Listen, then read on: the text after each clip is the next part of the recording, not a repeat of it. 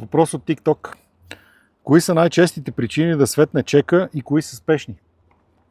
Само по себе си светкането на лампата за двигателя, така наречения чек, индикира, че автомобила има проблем.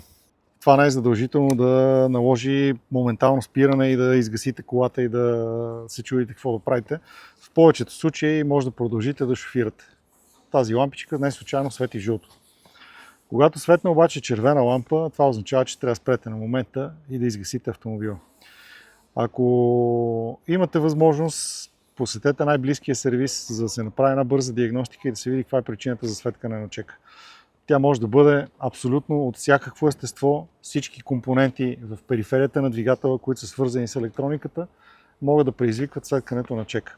Така че не се притеснявайте, просто направете възможно най-бърза проверка каква е причината да светне. Ако е съпроводен с светкането на лампата за подгрените свещи или лампата за DPF или нещо различно от чека, тогава вече нещата са по-сериозни и трябва веднага да отидете на сервис.